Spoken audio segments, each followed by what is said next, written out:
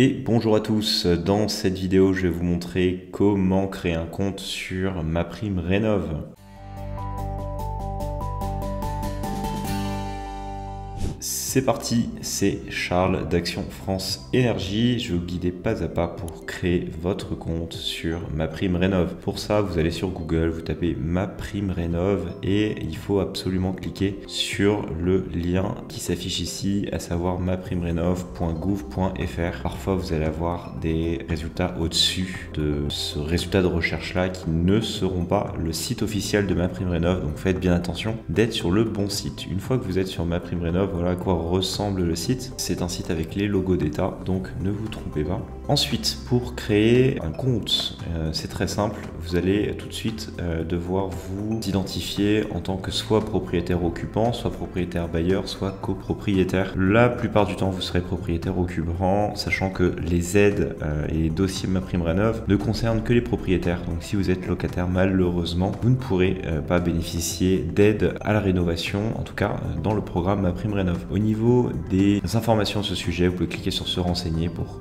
tout connaître ou vous rendre sur actionfranceenergie.fr pour retrouver l'ensemble des informations sur MaPrimeRénov' dans la rubrique MaPrimeRénov'. Je vous mets les liens juste ici. Il vous suffit juste d'aller dans la partie MaPrimeRénov' juste ici et vous retrouverez l'ensemble des dossiers sur MaPrimeRénov' que l'on vous propose sur Action France Énergie. Mais revenons à nos moutons.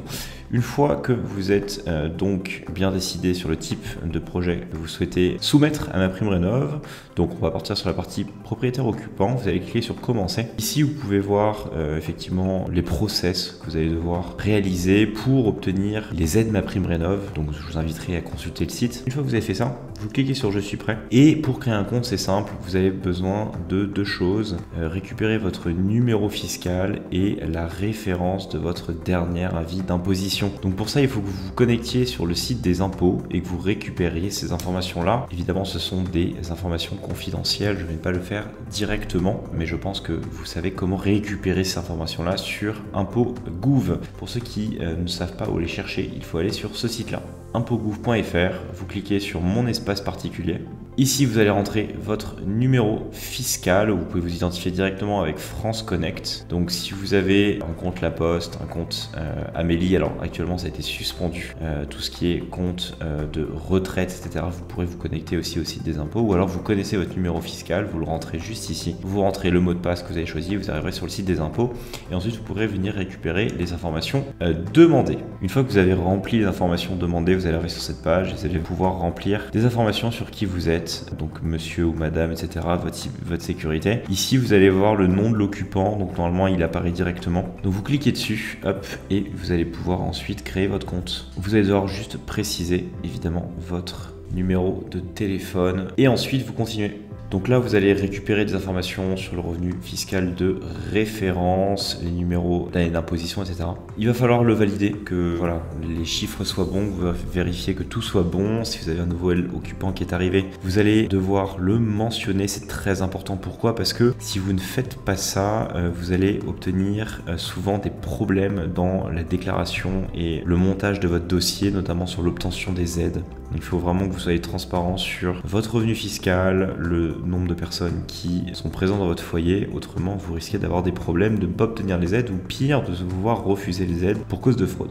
Voilà. Ensuite, on continue. On a un total occupant qui a été énoncé. On continue.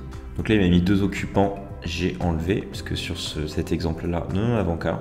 Nous continuons. Ensuite, il va falloir renseigner les informations sur son logement. Alors de base, il va falloir que vous habitiez une maison pour vraiment obtenir le maximum d'aide. Vous pouvez habiter un appartement pour certaines subventions, mais le plus important, c'est que vous soyez propriétaire de votre maison. Ensuite, ça dépend ce que vous cherchez à rénover. Donc généralement, ça va être votre logement principal, évidemment. Donc oui, ça va être la même adresse fiscale. Et ici, vous allez venir voilà, transmettre une information à MaPrimeRénov' sur votre situation. Donc généralement, vous êtes le propriétaire. Et bien sûr, il faut certifier que vous êtes le propriétaire du logement à rénover et que vous occupez celui-ci à titre de résidence principale, c'est très important. Autrement, vous ne pourrez pas bénéficier d'aide puisque nous sommes dans la partie propriétaire occupant. Si vous êtes pour la rénovation d'un logement à titre locatif, il fallait cliquer sur la partie propriétaire non occupant en début de vidéo.